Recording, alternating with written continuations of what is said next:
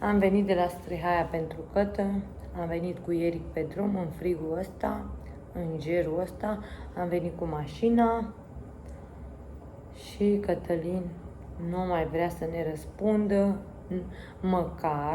măcar să ne aducă, să cumpără mâncare și să o lasă jos la scară. Dacă nu mai vrea să mă vadă pe mine sau să intră înăuntru aici, să cumpără mâncare și să o lasă jos. Dacă el nu mai vrea să mai fie cu mine, de ce pătimește și copiii? Și pe Eric și pe Darius, a? Eric nu știe de asta, Darius nu știe. Darius, cum să vă spun de Darius?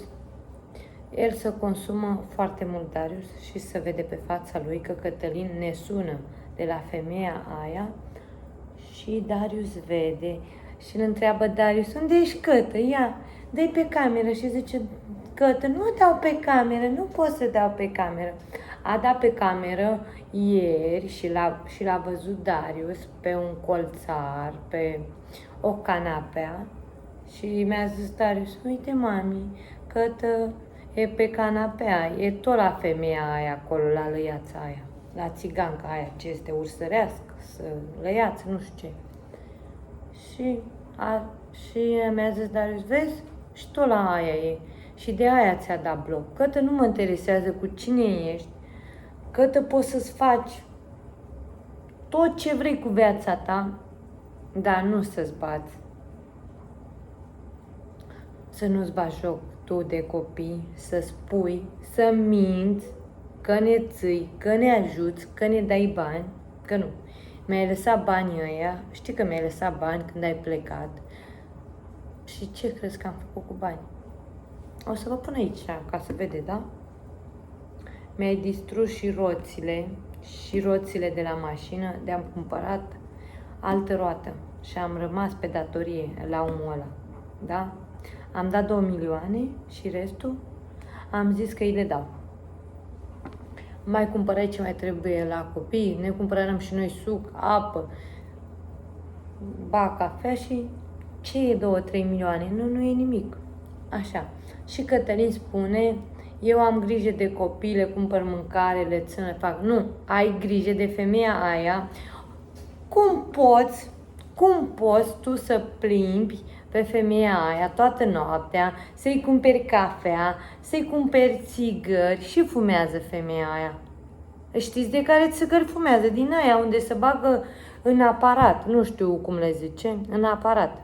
Și mi-a zis Cătălin că i-a zis odată femeia aia, cumpărăm și tu niște țigări dacă vii la mine. Să-i cumpără Cătă țigări, să-i cumpără Cătă mâncare, să-i cumpără Cătă de toate. Așa. Și la copii să nu cumpără nimic, să muncească pentru ea. Dacă vrei să-l ții, ține-l pentru tine acolo și gata. Și să nu mai iasă pe vlog și să spune, eu am grijă de copii, țin copiii, fac. Nu.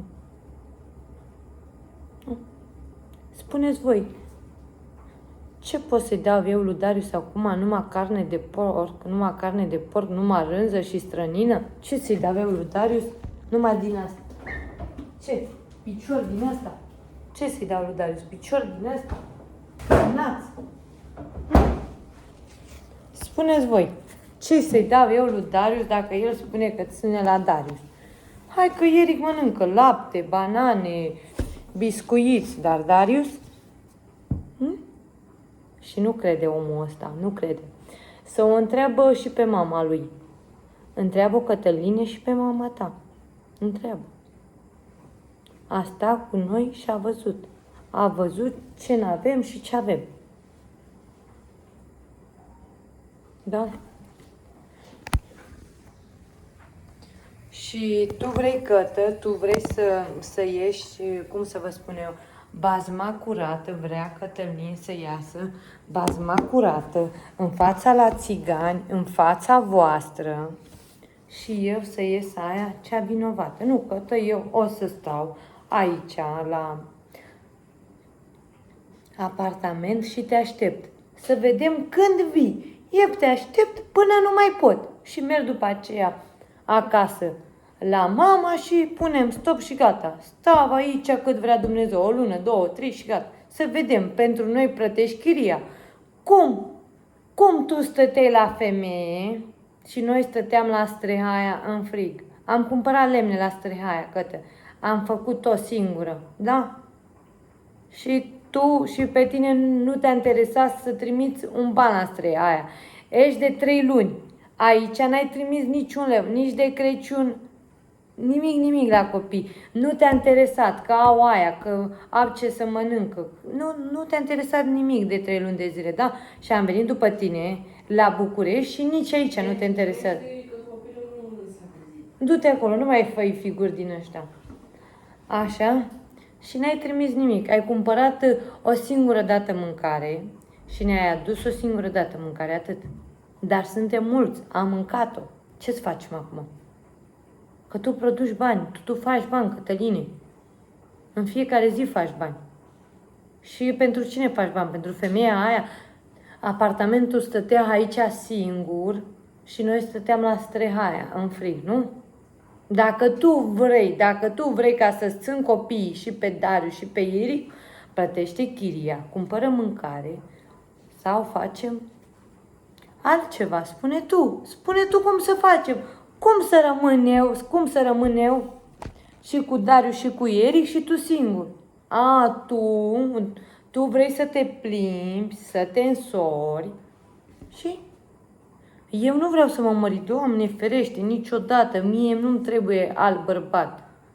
M-am săturat cu tine peste cap. Toată viața ai fost așa, ai ajuns și tu ca părinții tăi. Ești ca părinții tăi. Exemplu de la părinții tăi. De ce faci așa? Dacă tu n-ai mamă și tată lângă tine, așa vrei să fie și Eric și Darius, așa vrei să fie. Și minți pe toată lumea, pe patroana, bagi minciuni, faci. De ce minți așa ceva în ultimul an? De ce minți pe toată lumea tu? Că n-ai pe nimeni, că e așa. Cum să mergi tu la femeia aia acolo și să stai cu ea și să spui că nu-i femeia ta? Stai cu ea în pat, faci baie cu ea. Mi-o pui mie la telefon și la Leo, la toți, lui Miaela, lui Alin, ai spus că n-ai pe nimeni, că faci așa, doar să-mi faci mie stres și nervi.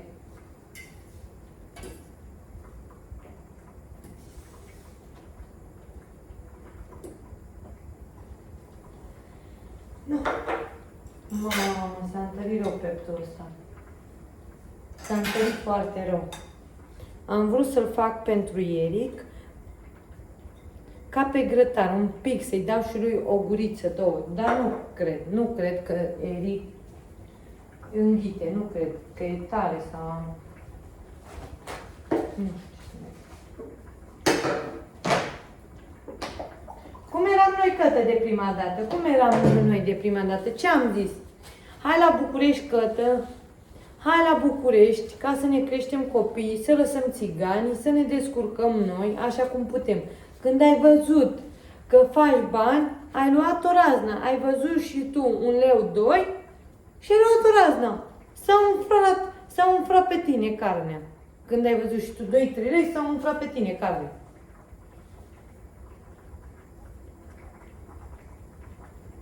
Dacă făceai și tu casă, mașini, ce făceai? Omurai pe toată lumea. Da. Știu acum că se bucură Tomi, uite, s-a despărțit. Ți-am făcut Tomi pe plac. Ți-am făcut pe plac, bravo. Că toată viața ai vrut să mă desparți de Cătălin. Toată viața ai vrut asta. Și toți. Nu știu ce au cu mine ei. Că nu le-am cerut nimic lui Tomi, nu mi-a făcut nimic, nu mi-a dat nimic, eu nu știu ce au cu mine. Vrea să fiu proasta lor, cățelușa lor, să fac după ei. Nu? Eu nu am să las niciodată copiii. Să știu că mor, să știu că mănânc, cum să vă zic eu, și carnea de pe mine, dar nu o să-mi las copiii niciodată singuri. Dacă n-au tată și să rămână fără mamă, nu o să-mi las copiii. Niciodată. O să mai stăm și noi aici cât mai stăm și ne ducem la mama. Nu pot să las eu pe Darius la Olga sau la Cătă. Sau la Cătă ca să las pe Darius, cum a zis Cătălin, îl duc pe Darius la casa de copii, îl duc la femeia aia. Cum să-mi duci tu copilul la femeia aia? Păi tu ești nebun, mă. Ești ca taică tu, ești ca maică ta. Nu vezi de familia ta că nu e nimic, s-a ales praful și pulberea, nu e nimic. Maică ta, taică tău, nu e nimeni, nu vezi. Nu-ți dai seama că tu mai erai și tu mai normal. Ai nebunit și tu acum, ai văzut și tu niște bani, ai luat o raznă. Ai văzut și tu niște bani, gata. L-ai văzut pe Dumnezeu, nu? Lasă dracu toate nebuniile și trimite mâncare la copii. Cumpără ce trebuie și pune-le jos la ușe. Că știi ce trebuie într-o casă, că știi foarte bine ce trebuie. Și ce mănâncă copiii și ce mănâncă Darius. Nu te gândești, bagi în tine toată ziua, bagi în femeia aia. Vrei să o faci pe femeia aia mai grasă. Cred că femeia aia are 90 de... Doamne, am nebunit. Are 90 de kg. Cât mai vrei să fie mai mare?